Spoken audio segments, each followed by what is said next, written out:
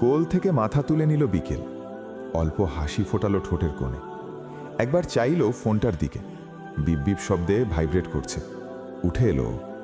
চোখের কোণ মুছতে মুছতে বলল, তোমায় একটা রিকোয়েস্ট করব বাবা। ওসমান মির্জা তরঙ্গহীন গলায় শুধালেন, বলো। একটুখানি সময় নিল মেয়েটা। নিঃশ্বাস টানল পুরোপুরিভাবে। তারপর বাবার চোখে চোখ রেখে জানালো, আমায় অনেক দূরে কোথাও পাঠিয়ে দেবে, যেখানে তোমাদের কারো ছায়াও আমার ছায়া মারাবে না। থেমে যোগ করল, দয়া করে। ওসমান মির্জা অবাক হলেন ভীষণ। আদতে আধপাগলি দুরন্তপনায় ভরপুর মেয়েটির চোখে মুখে এক অন্যরকম আলোকছটা দেখতে পাচ্ছেন তিনি। একদম অন্যরকম কিছু একটা। হুট করেই মেয়েটা যেন অনেক বড় হয়ে গেছে, অনেক অনেক বড়। অমন করে চেয়ে থাকতে দেখে বিকেলের কি ভীষণ খারাপ লাগলো। একটা সময় এই মানুষটির মুখখানাও তার দেখার দুর্ভাগ্য আর না হোক, না হোক। মনে মনে আর্জি জানালো। আবার বলল, কলেজটা শেষ হোক, বাকি স্টাডি আমি বাইরে করতে চাই। তোমার সহায় সম্পত্তিতে আমার কিচ্ছু চাই না। করার মধ্যে এতটুকুই করে দিও বাবা। তারপর আমি। গলাটা ধরে এলো ওর। শব্দগুলো উচ্চারণ হতে চায় না, তবু জোরজার করে বলল, তারপর আমি আর তোমার উপর কোনো দাবি রাখব না। আবার থেমে যোগ করল, বাবার দাবিও না। প্রায় পালিয়ে গেল বিকেল। রুম ত্যাগ করল খুব তাড়াতাড়ি। ভরে আসা চোখজোড়া কিছুতেই দেখাতে চায় না যে আজ থেকে যত কষ্ট, যত যন্ত্রণা, সব তার একার, কেবলমাত্র একান্ত ব্যক্তিগত। আর কাউকে এই চোখের পানি, এই কষ্টের সাক্ষী করবে না সে, কাউকে না। প্রতিজ্ঞা আঁটল মনে মনে। চলল ছাদের পথে। খোলা আকাশটার বুকে মা নামক তারাটাকে আজ ওঠেনি। তাকে দেখাতে চায় মেয়েকে চোখের জলে কতটা মায়াবী দেখায়। এই দাঁড়া। রোদ্দুরের ভারী গলার আদেশটা বাতাসের বুট চিরে বিকেলের কানে পৌঁছতেই ও স্থির হয়ে দাঁড়িয়ে পড়ল। কোনো প্রতিবাদ নেই। কেন দাঁড়াতে বলা হলো সেই কৈফিয়ত চাওয়ারও কোনো তাগিদ নেই। ভাবলেশীন চোখে শুধু একবার রোদ্দুরের দিকে তাকালো। বিকেলের এই নির্লিপ্ততা রোদ্দুরকে বিচলিত করল। অন্যদিন হলে মেয়েটা এতক্ষণে 3 বার পাশ কাটিয়ে পালানোর ধান্দা করত। আজও শান্ত, ভয়ঙ্কর রকমের শান্ত। রোদ্দুর ইশারায় সৌম্যকে চলে যেতে বলে দুধাপ সিঁড়ি নিচে নেমে এলো। বিকেলের একদম মুখোমুখি দাঁড়িয়ে ওর চোখের মণি দুটো পড়ার চেষ্টা করল। জিজ্ঞেস করল, এত রাতে ছাদের দিকে কেন? বিকেল নিরাসক্ত গলায় জবাব দিল, এমনি, ঘরের ভেতর দম বন্ধ লাগছে। কেন, অক্সিজেন কি কম পড়ছে? রোদ্দুরের কণ্ঠে হালকা উপহাস থাকলেও উদ্বেগটাও সমান্তরালে মিশে। বিকেল মিনতি ভরা চোখে তাকালো। আমায় 2 মিনিট আকাশের দিকে তাকাতে চাই রোদ ভাইয়া, তারপর নিজে থেকেই ঘরে চলে যাব, প্রমিস। যাই। বিকেলের কণ্ঠে এমন করুণ সুর রোদ্দুর আগে কখনো শুনেনি। ও নিঃশব্দে সরে দাঁড়িয়ে পথ করে দিল। বিকেল তরতর করে সিঁড়ি ভেঙে উপরে উঠে গেল। রোদ্দুরও এলো পেছন পেছন। এত রাতে এই বৃদ্ধস্থ মেয়েটাকে একা ছাদে ছেড়ে দেওয়ার ঝুঁকি সে নিতে পারল না। বিকেল গিয়ে দাঁড়ালো রেলিং ঘেঁষে। বুকটা রেলিংয়ে ঠেস দিয়ে ও মুখ তুলল আকাশের পানে। ওর চোখ জোড়া হন্যে হয়ে খুঁজছে সবচেয়ে বড় তারাটি। ছোটবেলায় কোথায় যেন শুনেছিল, আপন মানুষ মরে গিয়ে আকাশের বড় তারা হয়ে যায়। সেই হিসেবে ওর মাও তো ওই নীলিমার কোথাও উজ্জ্বল হয়ে জ্বলছে। মা কি ওকে দেখছে? হঠাৎ চাঁদের খুব কাছেই একটি উজ্জ্বল নক্ষত্র ওর নজরে এলো। দেখা মাত্রই বিকেলের বুকের ভেতরটা মোচড় দিয়ে ওঠে। বাঁধ ভাঙা কান্নায় ওর শরীরটা কেঁপে উঠল। অস্ফুট স্বরে আকাশের দিকে তাকিয়েও বলতে লাগলো, ও মা, মাগো, তুমি কি আমায় দেখতে পাচ্ছ? আমার 2 চোখের নোনা জল কি তোমার চোখে পড়ছে না? তোমার এই মেয়েটা যে রোজ নিঃশব্দে মরছে, তুমি কি তার একটা আর্তনাদও শুনতে পাও না? বিকেলের কণ্ঠস্বর কান্নায় বুঝে এলো। সে ডুকরে উঠে বলল, মা, তুমি তো এখন রবের খুব কাছাকাছি আছো। আমার হয়ে একটু আর্জি জানাও না ওনার কাছে। বলো না, আমায় যেন তোমার কাছে নিয়ে যায়। এই পৃথিবীতে আমার দম নিতে বড় কষ্ট হয় মা। এই একাকিত্ব আমি আর সইতে পারছি না। তুমি জানো, বাবা শেষ কবে আমার দিকে ভালোবেসে তাকিয়েছিল? আমি নিজেও জানি না। তার সব মায়া, সব টান এখন অন্য এক সংসারের সন্তানদের জন্য। আমি তো তার কেউ না মা, কেউ না। বিকেল রেলিংটা শক্ত করে আঁকড়ে ধরল, যেন পড়ে যেতে যেতে নিজেকে সামলাচ্ছে। আমার বান্ধবীদের দেখি, তাদের দাদা দাদিরা তাদের কত আদর করে, আর তোমার শাশুড়ি আমাকে দেখলেই অভিশাপ দেয় মা। আমাকে বলে আমি কেন মরি না। আচ্ছা মা, মৃত্যু কি আমার হাতে? যদি থাকতো তবে আমি ঠিকই নিজেকে শেষ করে দিয়ে সবাইকে মুক্তি দিতাম। লোকে আমার রোজকার হাসি দেখে, কিন্তু রোজ বেঁচে থাকার যে লড়াই, তিলে তিলে ফুরিয়ে যাওয়া, সেটা তো কেউ দেখে না। কেন দিলে মা আমায় এমন জীবন? আমি তো এই অবহেলা চাইনি, আমি শুধু তোমায় চেয়েছিলাম, বাবার একটু আদর চেয়েছিলাম। যখন কিচ্ছু হবে না, তখন আমার এই বেঁচে থাকাটাও অর্থহীন মা। আমি আর থাকতে চাই না, সত্যিই থাকতে চাই না। বিকেলের কান্না আর কান্নায় রইল না, তা এক হাহাকার হয়ে শীতের রাতের কুয়াশা ভেজা বাতাসে মিশে যেতে লাগলো। ওর মনে হচ্ছে বাতাসের প্রতিটি কণা যেন বিষাক্ত হয়ে উঠেছে, প্রতিটি নিঃশ্বাস নিতে গেলে বুকটা জ্বলে পুড়ে ছারখার হয়ে যাচ্ছে। ডুকরে ডুকরে কাঁদা ওই মেয়েটার আকুতি আকাশের বড় তারাটি শুনতে পাচ্ছিল কিনা জানা নেই, কিন্তু কয়েক হাত দূরে দাঁড়িয়ে থাকা রোদ্দুর বিকেলের প্রতিটি শব্দের আঘাতে নিজের ভেতরটা চুরমার হতে দেখছিল। এক অবহেলার রাজকন্যার বুক ফাটা আর্তনাদ আজ রাতের নিস্তব্ধতাকে যেন চিরতরে কলঙ্কিত করে দিল। বিকেলের দেহটা অবসাদে ভেঙে মাটির দিকে নুয়ে পড়তেই ওর সমস্ত ইন্দ্রিয় জানান দিল পৃথিবীটা বুঝি আজই শেষ। কিন্তু মাটি ছোঁয়ার আগেই একজোড়া শক্ত বাহু এক চিলতে মেঘের মতো ওকে ছোঁ মেরে আগলে নিল। রোদ্দুরের সেই বাহুডোর আজ পাথরের মতো শক্ত নয়, বরং কোনো অতি মূল্যবান হীরের টুকরোকে আগলে রাখার মতো সতর্ক আর মায়াবী। বিকেল স্তব্ধ হয়ে গেল, স্তম্ভিত চোখে নিজেকে আবিষ্কার করল সেই পাষাণ মানুষটির হৃৎপিণ্ডের একদম কাছাকাছি। ওর সারা শরীর শীতে আর কান্নায় থরথর করে কাঁপছে, কিন্তু রোদ্দুরের শরীরের উত্তাপ তপ্ত রোদের মতো বিকেলের সেই জড়তা কাটাতে শুরু করলো। অজান্তেই বিকেল আরও একটুখানি গুটিসুটি মেরে ঢুকে গেল রোদ্দুরের বুকের ভেতর। রোদ্দুরের চোখে তখন বিস্ময় আর অজানা এক অস্থিরতা।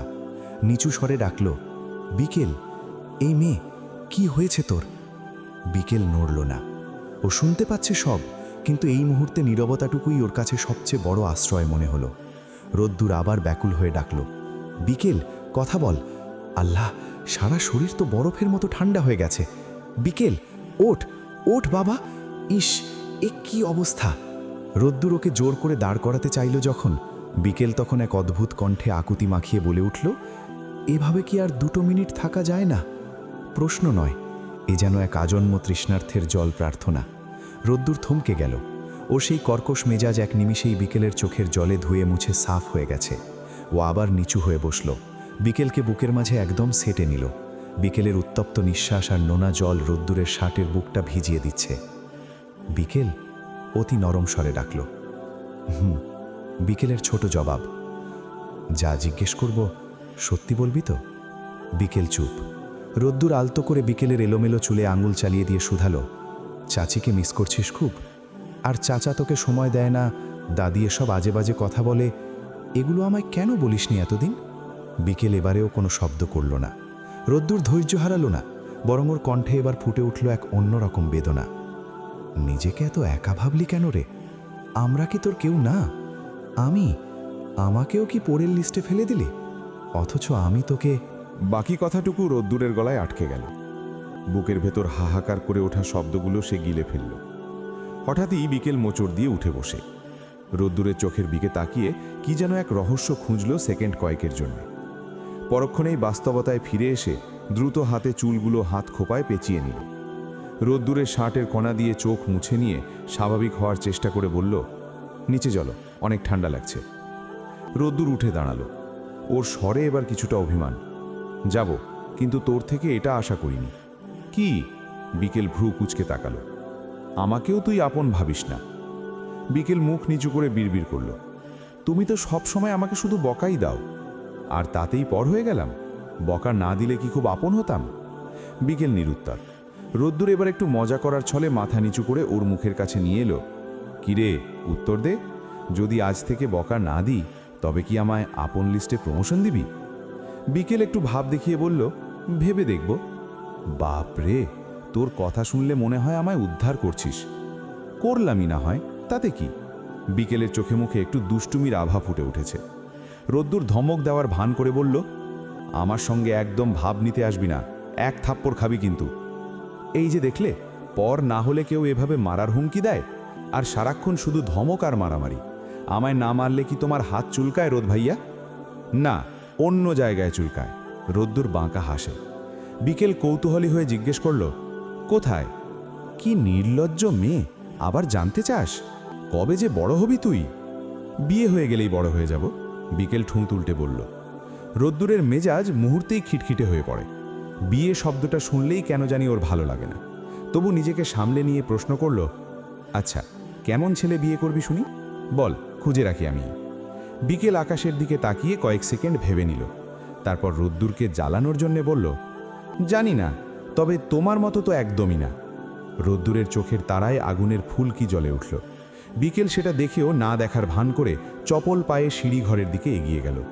যাওয়ার সময় পেছন ফিরে শেষ তীরটা ছুড়ল। আমি বিয়ে করব একটা সুইট, লাভিং আর কেয়ারিং হ্যান্ডু ছেলেকে। তোমার মতো রাক্ষসকে তো নয়ই, যে সারাক্ষণ সব কিছু আগুনের মতো জ্বালিয়ে পুড়িয়ে ছারখার করে দেয়। পুরোই একটা ড্র্যাগন। বলেই বিকেল এক দৌড়ে সিঁড়ি মারিয়ে অদৃশ্য হয়ে গেল। ওদিকে রোদ্দুর রাগে ফুঁসতে ফুঁসতে পকেট থেকে সিগারেট বের করল। মেজাজের ফালুদা বানিয়ে দিয়ে গেল এই মেয়ে। রাক্ষস? আমি রাক্ষস? আরও বিয়ে করবে সুইট হ্যান্ডু বয়কে? সিগারেটে একটা লম্বা টান দিতেই রোদ্দুরের মুখটা তিতকুটে হয়ে উঠল। ও বিড়বিড় করল, দাঁড়া তুই, তোর সুইট হ্যান্ডসাম বয়ের কপালে গুল্লি আর তোর ঘাড় থেকে বিয়ের ভূত না নামিয়েছি তো আমার নামও রোদ্দুর মির্জা নয়। সৌম্য ফিরেছে ঠিকই, কিন্তু এবারের গুমোট আবহাওয়া আদিবার বুকের উপর এখনও জগদ্দল পাথরের মতো চেপে আছে। আইরিন সারাটা দিন আদিবার সাথে একটি বাক্যও ব্যয় করেননি। এমনকি রাতে যখন তিনি সৌম্যকে খাবার জন্য ডাকলেন, তখন আদিবার নাম একবারের জন্য উচ্চারিত হয়নি। আদিবা নিজেও যাওয়ার প্রয়োজন বোধ করেনি। আইরিনের এই শীতল আচরণ আদিবার কাছে মাঝে মাঝে মেকি মনে হয়, যেন আড়ালে অন্য কোনো রূপ লুকিয়ে আছে। কিন্তু পরক্ষণেই ও নিজেকে সামলে নেয়। যে পরিস্থিতিতে ও এই বাড়িতে অনাহুত আগন্তুকের মতো এসে দাঁড়িয়েছে, তাতে আইরিনের কাছ থেকে উষ্ণ অভ্যর্থনা আশা করাটা নেহাত বোকামি। সৌম্য ভিড়ে এসেছে খবরটা আদিবার কানে পৌঁছেছে ঠিকই, কিন্তু ও নিজে থেকে দেখা করতে যায়নি। এই নিঃশব্দ ঘরে ও যেন স্বেচ্ছায় নির্বাসন নিয়েছে। সৌম্য যদি আসে তবেই কথা হবে, না এলে নেই। আদিবা আজ সবটুকুই সময়ের হাতে ছেড়ে দিয়েছে। বিকেলের দিকে রোদ্দুর এসে অনেক চমৎকার সব আশ্বাসের কথা বলে গিয়েছিল, কিন্তু এখন একা ঘরে সেই কথাগুলোকেও মিছে সান্ত্বনা বলে মনে হচ্ছে। আদিবার কেবলই মনে হচ্ছে সৌম্যর হৃদয়ে ওর জন্য ধূলিকণা পরিমাণ জায়গাও নেই। এই বিয়ে, এই অধিকার সবটাই তো আদিবার একরোখা জেদ। হরেক রকমের ভাবনার জালে জড়িয়ে আদিবার মাথার ভেতর যখন জট পাকিয়ে যাচ্ছিল, ঠিক তখনই সৌম্যর পদধ্বনি শোনা গেল। বাইরে রাত কতটা গভীর হয়েছে আদিবা জানে না, কারণ এই ঘরে কোনো দেয়াল ঘড়ি নেই। সৌম্য ঘরে ঢুকে বিছানায় আদিবার মুখোমুখি বসল। দীর্ঘক্ষণ দুজনেই নিশ্চুপ। সৌম্য কথা খুঁজে পাচ্ছিল না, এমনকি আদিবার চোখের দিকে তাকানোর মতো সাহসটুকুও বোধহয় সে হারিয়ে ফেলেছে। মাথাটা একদিকে ফিরিয়ে নিচের ঠোঁট কামড়ে সে হয়তো নিজের ভেতরেই কোনো এক যুদ্ধের মহড়া দিচ্ছিল। অন্যদিকে আদিবাও নির্বিকার। সে বালিশের কারুকাজ দেখছে, বিছানার চাদরের নকশা খুঁটিয়ে দেখছে, আর মনের মাঝে কম্বলের সুতোর ফুলগুলো গুনছে। আগ বাড়িয়ে কিছু বলার শক্তি ওর নিঃশেষ হয়ে গেছে। অবশেষে সেই জমাট বাঁধা নিস্তব্ধতা ভাঙল সৌম্য। অতি নিচু স্বরে বলল, সরি। আদিবা যেন নিজের কানকে বিশ্বাস করতে পারল না। ও চমকে উঠে তাকালো। 4 জোড়া চোখ এক হতেই মুহূর্তের মাঝে আবার যে যার মতো দৃষ্টি সরিয়ে নিল। সৌম্য আবার বলল, আমার হঠকারী সিদ্ধান্তের কারণে এবারই সবাই তোমার ওপর ক্ষিপ্ত হয়ে আছে। আমি আজ সবাইকে বুঝিয়ে বলেছি, এখানে তোমার কোনো দোষ নেই, সব দায় আমার। আদিবাই প্রথম মৌনতা ভাঙল। ধরা গলায় জানালো, থাক, এসব বলার দরকার নেই। সত্যিকার অর্থে সব দায় আর সব জেদ তো আমারই ছিল। সৌম্য একটা তপ্ত দীর্ঘশ্বাস ফেলে বলল, বাদ দাও সব, যা হয়ে গেছে তা নিয়ে আর কোনো অনুশোচনা করে লাভ নেই। শোনো আদু, আমি চাচ্ছি আগামীকাল তোমাদের বাড়িতে যেতে। আদিবা ভীষণ অবাক হয়ে সৌম্যর মুখের দিকে তাকালো। ওর চোখের তারায় একরাশ বিস্ময় নিয়ে শুধল, কেন? হঠাৎ ওখানে কেন? সৌম্য এবার স্থির দৃষ্টিতে আদিবার দিকে চেয়ে বলল, তোমার পরিবারকে সব কিছু বিস্তারিত জানানো দরকার। আর শুধু আমি না, আমার বাড়ি থেকেও মুরব্বীরা যাবেন। এবার সবার উপস্থিতিতে, পারিবারিক সম্মতিতে তোমাকে এবাড়ির পুত্রবধূ হিসাবে সসম্মানে নিয়ে আসব। কথাটা শোনা মাত্রই আদিবার চোখের পর্দা ঝাপসা হয়ে এলো। ও ভাবতেও পারেনি সৌম্য এত দ্রুত এমন এক সাহসী সিদ্ধান্ত নেবে। সৌম্য আলতো করে আদিবার কম্পিত হাতটা নিজের হাতের মুঠোয় নিল। অতি মায়াবী স্বরে শুধল, তোমার আপত্তি নেই তো? আদিবা কোনো উত্তর দিতে পারল না। সারাদিনের জমানো অভিমান, অপমান আর বুকের ভেতর চেপে রাখা নীল কষ্টের পাহাড়টা এখন ভেঙে চুরমার হয়ে যাচ্ছে। কান্নার তোড়ে ওর গলা বুজে এলো। হৃদয়ের উঠোনে জমে থাকা সব মেঘ আজ অঝোর ধারায় বৃষ্টি হয়ে আদিবার গাল বেয়ে গড়িয়ে পড়তে লাগলো। এই কান্নার মাঝে যেমন যাতনা মিশে আছে, তেমনি আছে এক পরম প্রাপ্তির সুখ। 3 স্টার। ভোরের হলুদ কমলা রঙের রোদ ধরিত্রীর বুকে এসে নামতেই এক পশলা নতুন আশ্বাসের সুর বেজে উঠল। প্রতিটি সকাল মানুষের জীবনে এক একটা নতুন সুযোগ নিয়ে আসে, আর বিকেল আজ সেই সুযোগটা হাতছাড়া করতে একদম রাজি নয়। তারার আজ খুব ভোরে ঘুম ভেঙেছে। পড়াশোনায় কতদিন যে ফাঁকি দিয়েছে তার কোনো হিসেব নেই। সামনেই এইচএসসি পরীক্ষা। বিকেল মনে মনে ঠিক করেছে এই পরীক্ষায় ভালো ফল করে স্কলারশিপ নিয়ে এসে একদম দেশান্তরী হবে। গতকাল ওসমান মির্জার সঙ্গে যে মনোমালিন্য হয়েছে তা তাকে আরও জেদি করে তুলেছে। এই বাড়ি থেকে যত দ্রুত সম্ভব নিজেকে সরিয়ে নিতে হলে পড়াশোনাকে সিরিয়াসলি নেওয়া ছাড়া উপায় নেই। শীতকালীন ছুটি চলছে তাই কলেজ নেই, তবে ছুটির পরপরই পরীক্ষার লম্বা লাইন, প্রি টেস্ট, টেস্ট, কত কি। বিকেল 7টায় উঠে গরম পানিতে চমৎকার এক গোসল সারল। হাতে পায়ে লোশান ডোলে ভেজা চুলগুলো পিঠময় ছড়িয়ে সে বীর দর্পে ছাদের দিকে রওনা হলো। সিঁড়িতে স্বস্তির সাথে দেখা হতেই বেশ গম্ভীর গলায় আদেশ করল, 1 কাপ কড়া চা আর 2টো পাতলা রুটি যেন ছাদে পাঠানো হয়। স্বস্তি তো বিস্ময় হা, এ কোন বিকেলকে দেখছে সে? যে বিকেল 9টা-10টার আগে বিছানা ছাড়ে না, সে আজ সূর্য ওঠার আগে ছাদে পড়তে যাচ্ছে। দুনিয়া কি উল্টো দিকে ঘোরা শুরু করলো নাকি? বিকেল ছাদে গিয়ে একটা পাটি বিছালো, বই, খাতা, কলম সব সাজিয়ে পড়তে বসলো। রোদটা মিষ্টি হয়ে গায়ে লাগছে, আর বিকেলের চোখের পাতায় যেন রাজ্যের ঘুম এসে আস্তানা গাড়ছে। একবার তো ঝিমুনি খেতে খেতে ও উল্টে পড়েই যাচ্ছিল। কোনো মতে মাথা ঝাড়া দিয়ে নিজেকে সামলালো। সামনে জীববিজ্ঞান বই খোলা। বিকেল চোখ কচলে মুখস্থ করতে লাগলো। রক্ততঞ্চনের বিভিন্ন ধাপ। প্রথম ধাপ হলো প্রোথ্রম্বিন থেকে থ্রম্বিন তৈরি। থ্রম্বিন প্লাজমা প্রোটিন ফাইব্রিনোজেনকে ফাইব্রিনে পরিণত করে। ফাইব্রিনোজেন, ফাইব্রিন, বিন, বিন, আলাদিনের চেরাগের জিন, ঘুম আসে রঙিন। বিকেলের উচ্চারণে এখন আর বিজ্ঞানের জটিল শব্দ নেই, বরং সেগুলো ঘুমের ঘোরে অদ্ভুত সব ছন্দে রূপান্তরিত হচ্ছে। ও বিড়বিড় করে বলতে লাগলো, মাইটোকন্ড্রিয়া হলো কোষের পাওয়ার হাউস, আর আমার পাওয়ার হাউসের ব্যাটারি এখন লো। এই তো আর মাত্র 2 মিনিট। 1, 2। বলতে বলতেই বইটা ধপাস করে বন্ধ হলো। বিকেল বইয়ের ওপর মাথা রেখে আধশোয়া পজিশনে গেল। তারপর কখন যে পুরোপুরি শুয়ে পড়ল তা সে নিজেও জানে না। ও ভাবল মাত্র 2 মিনিটের জন্য চোখটা বুঝবে, কিন্তু ঘুমপড়ি তাকে এমন আষ্টপৃষ্ঠে ধরল যে সে গভীর ঘুমে তলিয়ে গেল। পড়ার পাটিটার অর্ধেকটা তার নিচে, আর বাকি অর্ধেকটা সে গায়ের উপর টেনে নিয়েছে। বাইরে থেকে দেখলে মনে হবে আস্ত একটা বিশাল পাটিসাপটা পিঠা রোদে শুকাতে দেওয়া হয়েছে। আর আদরের বই খাতাগুলো, সেগুলো অযত্নে ছাদের ধুলোমাখা জমিনে গড়াগড়ি খাচ্ছে। ঠিক তখনই স্বস্তি আর দীপ্র ছাদে উঠে এলো। দৃশ্যটা দেখেই দীপ্র থমকে দাঁড়ালো। স্বস্তির দিকে তাকিয়ে ফিসফিস করে বলল, তুই যেভাবে বললি আমি তো ভেবেছিলাম আপুর ওপর পড়াশোনার কোনো জবরদস্ত জিনভূত সাওয়ার হয়েছে, কিন্তু এখন দৃশ্যটা দেখ, এ তো আমাদের সেই আদি আর অকৃত্রিম অলস বিকেল আপু। পড়াশুনো আর সবার কপালে জোটে রে। স্বস্তি নিজের হাসি চেপে রাখতে পারল না। দীপ্র ট্রেটা একপাশে রেখে আয়েশ করে বসে বলল, নে চল, চা নাস্তা যখন কষ্ট করে আনলামই, আমরাই সাবার করি। আপু তো এখন পাটিসাপটা হয়ে স্বপ্নের দেশে বিসিএস পরীক্ষা দিচ্ছে। দীপ্রর কথায় সায় দিয়ে স্বস্তিও হাসতে হাসতে নাস্তার প্লেট টেনে নিল। ওদিকে শীতের মিষ্টি রোদে বিকেল অঘরে ঘুমিয়ে রইল। হয়তো স্বপ্নে দেখছে সে অলরেডি স্কলারশিপ পেয়ে 7 সমুদ্র 13 নদী পার হয়ে গেছে। দুপুরের রোদটা কড়া হওয়ার আগেই সিদ্ধান্ত হয়ে গেল আজ আদিবার বাড়িতে এক এলাহি কাণ্ড ঘটানো হবে। সৌম্য আর আদিবার সম্পর্কের জমাট বাঁধা বরফ গলাতে এর চেয়ে ভালো উপায় আর হয় না। ঠিক হলো, যাওয়ার পথে কোনো ভালো রেস্টুরেন্ট থেকে পছন্দ মতো সব খাবার কিনে নেওয়া হবে। সবাই মিলে হুট করে হাজির হয়ে একটা সারপ্রাইজ লাঞ্চ হবে। সেই সাথে 2 পরিবারের দূরত্ব ঘুচিয়ে আদিবা সৌম্যর ব্যাপারটা পাকাপাকি করা যাবে। বাড়ির বড় ছোট সবার মধ্যেই যাওয়ার ধুম পড়ে গেল। সবচেয়ে বেশি উৎসাহ দেখা গেল মেহেরজানের মধ্যে। তিনি এ বাড়ির একমাত্র মুরব্বী, তাও আবার এমন একটা বিয়ের সলা পরামর্শ, তাকে রেখে যাওয়ার তো প্রশ্নই ওঠে না। তিনি রীতিমতো হাঁকডাক শুরু করে দিলেন তৈরি হওয়ার জন্য। সবার মধ্যে যখন খুশির আমেজ, ঠিক তখনই মিশি এক অন্য মেরুর বাসিন্দা যেন। তার মুখটা সকাল থেকেই আষাঢ়ের মেঘের মতো থমথমে। বাড়ির প্রাণচঞ্চলতা তাকে বিন্দুমাত্র স্পর্শ করছে না। মিশিকে ওভাবে গুম মেরে থাকতে দেখে তৃপ্তি তাড়া দিয়ে উঠল, কি হয়েছে তোর? সারা বাড়ি রেডি হয়ে গেল আর তুই এখনো এমন মুখ লটকে ঘুরে বেড়াচ্ছিস কেন? তৈরি হচ্ছিস না কেন? মিশি নির্লিপ্ত গলায় জানালো, আমি যাব না, তোমরা সবাই যাও। ওমা, কেন যাবি না কেন শুনি? একা বাড়িতে বসে কি করবি? তৃপ্তি কিছুটা অবাক হয়েই শুধালো, একা কই, বিকেল আছে তো, আমি আর ও বাড়িতেই থাকব। তৃপ্তির কপালে ভাঁজ পড়ল। সে সকালের কথা মনে করে জিজ্ঞেস করল, ও কি এখনো ছাদে ঘুমাচ্ছে নাকি? মিশির ছোট উত্তর। তৃপ্তি একটা তপ্ত দীর্ঘশ্বাস ছেড়ে কপালে হাত ঠেকিয়ে বলল, এই মেয়েটাকে নিয়ে আর পারা গেল না আমার। সকালের রোদ গায়ে মেখে এখনো ঘুমোচ্ছে। তৃপ্তির কথা শেষ হতে না হতেই সেখানে রোদ্দুরের আবির্ভাব ঘটল।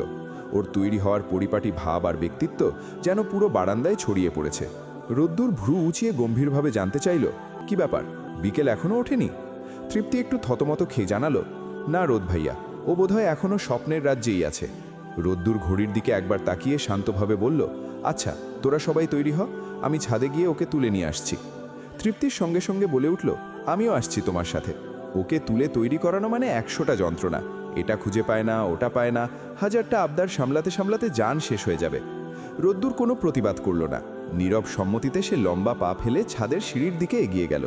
তৃপ্তি যাওয়ার আগে মিশির দিকে ঘুরে দাঁড়িয়ে কড়া গলায় বলল, আর তুই অকারণে ঢং না করে জলদি রেডি হয়ে আয়, সবাই এক্ষুনি বেরিয়ে পড়বে, তখন কিন্তু কেউ তোর জন্য অপেক্ষা করবে না, যা। বিন্দুমাত্র ইচ্ছে না থাকলেও মিশি অনিচ্ছা সত্ত্বেও নিজের ঘরের দিকে এগোলো, আর তৃপ্তি পা বাড়ালো ছাদের দিকে। বিকেলের মতো একটা ঘুম কাতুরে আর এলোমেলো মেয়েকে এই অল্প সময়ে সাজিয়ে গুছিয়ে তৈরি করা যে একটা মস্ত বড় পর্বত জয়ের মতো চ্যালেঞ্জ, সেটা তৃপ্তি খুব ভালো জানে। মেয়েটা এখনও সেই পাটিসাপটা পিঠার ভঙ্গিতেই অঘরে ঘুমিয়ে আছে। রোদের তীব্রতা বাড়ছে। গ্রীষ্মকাল হলে এতক্ষণে পুড়ে কয়লা হয়ে যাওয়ার কথা, অথচ বিকেলের কোনো হেলদোল নেই। ধুলো মাখা ছাদের শক্ত জমিনটাকে সে বোধহয় স্বপ্নের ঘোরে রাজকীয় কোনো পালক বিছানো বিছানা ভেবে নিয়েছে। রোদ্দুর দীর্ঘশ্বাস ফেলে ভাবল, মেয়েটার যে দশা, তাতে রাস্তার ফুটপাতে শুইয়ে দিলেও বোধহয় ও টের পাবে না। যেখানেই রাত সেখানেই কাইত হওয়ার এক অদ্ভুত প্রতিভা নিয়ে জন্মেছে এই পাবলিক। রোদ্দুর ধীর পদক্ষেপে এগিয়ে গিয়ে ওর পাশে উবু হয়ে বসল। ডাকার জন্য হাত বাড়াতে গিয়েই থমকে গেল সে। দেখল বিকেলের চোখ দিয়ে অবারিত জলের ধারা গড়িয়ে পড়ছে। ঘুমের ঘোরে কান্না? বুকের ভেতরটা এক নিমিষেই মোচড় দিয়ে উঠল রোদ্দুরের। বিকেলের মাথায় আলতো করে হাত রাখতেই সে ধর্মর করে উঠে বসল। চোখের দৃষ্টি আচ্ছন্ন, সেখানে রাজ্যের বিস্ময় আর হাহাকার। রোদ্দুরকে দেখা মাত্রই সে আর্তনাদের স্বরে শুধালো, তুমি শেষমেশ বিয়েটা করেই ফেললে রোদ ভাইয়া? রোদ্দুর ভ্যাবা চাক্কা খেয়ে গেল। বিকেলের চোখের পানি তখনও বাঁধ মানছে না। সে আবার অস্পষ্ট গলায় বলল, কিভাবে পারলে তুমি এমনটা করতে? রোদ্দুর এবার গলার স্বর চড়িয়ে ধমক দিয়ে উঠল, তোর মাথাটা কি পুরোপুরি গেছে? ঘুমের ঘরে কোন রাজ্যে ছিলি শুনি? কি আবল তাবল বকছিস? ধমক খেয়ে বিকেলের সম্বিত ফিরে সে পিটপিট করে তাকালে চারপাশটা দেখতে পেল। সত্যিই তো, সে ছাদে পাটি মুড়ি দিয়ে ঘুমিয়েছিল, পুরো শরীর ধুলোয় মাখামাখি। তবে কি এতক্ষণ যা দেখছিল, রোদ্দুরের বিয়ে হয়ে যাচ্ছে তারই পরিচিত একজনের সঙ্গে, সবটাই স্বপ্ন ছিল? নিজের বোকামি বুঝতে পেরে লজ্জায় লাল হয়ে উঠল বিকেলের মুখ। নাকের পাটা ফুলিয়ে সে প্রসঙ্গ আড়াল করার জন্য জানতে চাইল, তুমি পাঞ্জাবি পরে আছো কেন? মেহমান বাড়ি যাব তাই। রোদ্দুর উঠে দাঁড়িয়ে একটা হাত বাড়িয়ে দিল। আর নাটক না করে হাত ধর, উঠে আয়, তৈরি হতে হবে। বিকেল অরষ্ট হাতে হাতটা ধরল। কটা বাজে জানতে চাইলে রোদ্দুর জানালো 11:30। রোদ্দুরের হাত ধরে উঠে দাঁড়াতে দাঁড়াতে বিকেল মিনমিনিয়ে বলল, ইস, স্বপ্ন ছিল ওটা। রোদ্দুরের এবার দুষ্টুমি পের বসে গলার স্বর নামিয়ে চিবু কুচিয়ে বলল, তা স্বপ্নে কাকে বিয়ে করতে দেখলি? মেয়েটা কি খুব রূপবতী? আমার সাথে মানিয়েছে তো? হট আছে তো নাকি? বিকেলের নাকের পাটা রাগে ফেপে একাকার। দাঁত কিড়মিড় করে চাপা চিৎকারে জানালো, আরে না, তোমার বউটা ছিল একটা আস্ত লুলা ল্যাংড়া, একদম প্রতিবন্ধী টাইপ। রোদ্দুর হো হো করে হেসে উঠল, তাই? তবে তো আরও ভালো, অন্তত কোথাও ভেগে যাওয়ার ভয় নেই। আমার কাছেই তার সব জারি জুরি। উফ, বাস্তবেও কবে যে এমন শুভ দিন আসবে। বিকেল মুখ ঝামটে দিয়ে বলল, এত বিয়ে বিয়ে করো কেন? বিয়ে না করলে কি দুনিয়া থেমে থাকে? থাকে না, তবে বুকের ব্যথা বাড়ে। রোদ্দুর ভীষণ সিরিয়াস হওয়ার ভান করল। অল্প বয়সে হার্ট অ্যাটাকের চান্স থাকে, আর এই শীতের রাতে একা থাকলে স্ট্রোক হওয়ার চান্স তো 100-তে 100। তুই বুঝবি না রে ছোট মানুষ, বিয়েটা অনেক ইম্পর্ট্যান্ট, কচুর মাথায় ইম্পর্ট্যান্ট। বিকেল বিড়বিড় করে উঠল। এরপর মার মুখী হয়ে বলল, করোগে বিয়ে? আমি আজকেই বড় মাকে জানাবো তোমার ছেলে বিয়ের জন্য একেবারে উতল পাথাল করছে, সব কিছু উতলে উতলে পড়ছে। এবার একটা কিছু করিয়ে দাও ওর।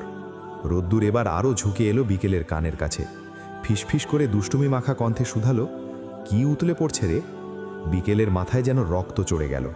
মেজাজটা চরম বিগড়ে গেল ওর। রোদ্দুর কি ওকে কচি খুকি ভাবে? ও কি বোঝে না রোদ্দুর কোন ইঙ্গিত করছে? সব বোঝে সে।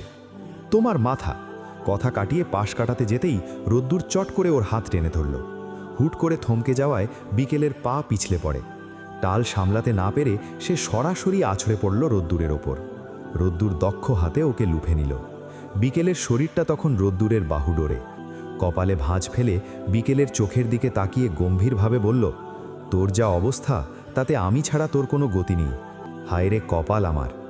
পরস্পরের চোখের পলকহীন এই সান্নিধ্যে মুহূর্তের জন্য যেন ছাদের বাতাসও থমকে গেল। বিকেল কি জবাব দেবে খুঁজে পেল না। শুধু রোদ্দুরের বুকের ধ্রিম শব্দটা ওর কানের পর্দায় আছড়ে পড়তে লাগল। কণ্ঠস্বর নরম হয়ে এলো ছেলেটার। নতুন পাঞ্জাবির ভাঁজ ভাঙছিস? মোমের গলায় বলল ও। তাই শুনে মাথাটা তুলে নিজেকে সোজা করল বিকেল। সেকেন্ড দুয়েক ওই গভীর চোখ জোড়ার দিকে তাকিয়ে থেকে হঠাৎ ঠোঁট বাঁকিয়ে ভেঙচি কাটল একটা। বয়ে গেছে তোমার সঙ্গে ল্যাপটালেপটি করতে, আওড়ালো মেয়েটা। একটা হাসি বেরিয়ে আসতে চাইল ঠোঁট চিরে, তার আগেই ঘুরে দাঁড়ালো। রোদ্দুর শান্ত, একদম শান্ত। বুকটা ঠান্ডা হয়ে গেছে যে। আগামী 7 দিন এমন ঠান্ডাই থাকবে আশা করা যায়। গিয়ে রেডি হ, 5 মিনিট মাত্র।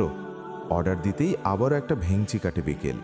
মনে মনে ছুঁড়ে দিল ভয়াবহ একটি গালি। চলে যাবার পায়তারা করতেই নজরে এলো তৃপ্তির মুখচ্ছবি। দাঁড়িয়েছিল মেয়েটা সিঁড়িঘরের দরজা ধরে। বিকেলের দৃষ্টিসীমানায় নিজেকে মেলে ধরে ডাকল, আয়। ছোট কথা। তারপর নিজেই আগেই নেমে গেল তরতর করে। একবার পেছন ঘুরে রোদ্দুরকে দেখল বিকেল। ছেলেটা আবার সিগারেট ধরিয়েছে। নাক মুখ কুঁচকে জায়গা ত্যাগ করল। তোয়ালে দিয়ে মুখটা ভালোভাবে মুছে নিয়ে বিকেল প্রশ্ন ছুঁড়ে দেয়, সবাই কি বেরিয়ে গেছে রে তৃপ্তি? তৃপ্তি আলমারি থেকে ওর ওড়নাটা গোছাতে গোছাতে উত্তর দেয়, না, বেরোবে। সবারই মোটামুটি শেষ, তোর জন্যেই তো আটকে আছে সব। বিকেল হাফ ছেড়ে বাঁচে। যাক, আমি ভাবলাম সবাই আমায় এই ছাইপাশগুলোর সাথে ছাদের ধুলোয় ফেলে রেখেই বেরিয়ে গেল বুঝি। আচ্ছা, ওই বাসায় যে যাচ্ছি কোনো সমস্যা হবে না তো? মানে ওই মেয়েটার ফ্যামিলি কি সবটা মেনে নিয়েছে? তৃপ্তি দীর্ঘশ্বাস ফেলে বলে, মানানোর জন্যই তো এই বিশাল আয়োজন করে যাওয়া হচ্ছে, দেখা যাক কি হয়। ওহ, আইসি বলে ড্রয়ার টেনে ক্রিমের কৌটাটা বের করে আনলো বিকেল। মুখে ক্রিম ডলতে ডলতে বিজ্ঞের মতো মতামত দিল, তবে জানিস তৃপ্তি, আদিবা মেয়েটা কিন্তু আসলে ভালো, কেমন চুপচাপ আর শান্ত। তবে সৌম্য ভাইয়ার বউ হিসেবে একটু চঞ্চল কাউকে দরকার ছিল, তাই না? সৌম্য ভাইয়া যা স্থির মানুষ, বাপরে বাপ, ঘরের দেয়াল নড়লেও ছিলেন নড়ার নাম নেই। এখন জামাই বউ দুজনেই যদি এমন পাথর শান্ত হয়, তবে এদের পোলাপান তো সব জন্মগত বোবা হবে রে তৃপ্তি। কথাটা বলেই বিকেল নিজেই নিজের রসবোধে খিলখিল করে হেসে উঠল। তৃপ্তি ঠোঁটের কোণে একটা সূক্ষ্ম হাসির রেখা টেনে জিজ্ঞেস করল, বাহ, এই না 2 দিন আগেও মেয়েটাকে সহ্যই করতে পারতি না, আড়ালে কত মুখ ভেঙচি কাটতিস, এখন তো দেখছি 10-এ 10 নম্বর দিয়ে দিচ্ছিস। হ্যাঁ? বিকেল আকাশ থেকে পড়ার ভান করে বলল, তাই নাকি?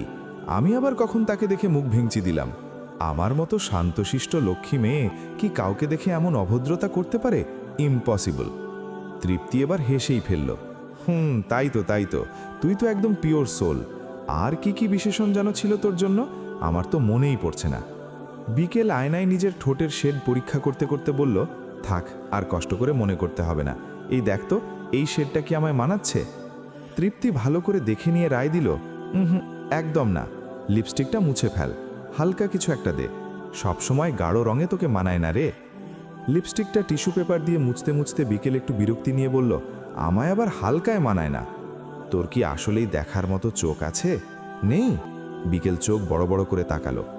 তৃপ্তি এবার ভালো করে মেয়েটার দিকে লক্ষ্য করল। কি মিষ্টি লাগছে দেখতে। হালকা বেগুনি রঙের একটা সালোয়ার কামিজ পরেছে, চুলগুলো অবাধ্যভাবে পিঠে মেলা, মাঝ বরাবর সিথি টেনেছে, হাতে কয়েক গাছি রেশমি চুড়ি আর অন্য হাতে ছোট ডায়ালের একটা ঘড়ি।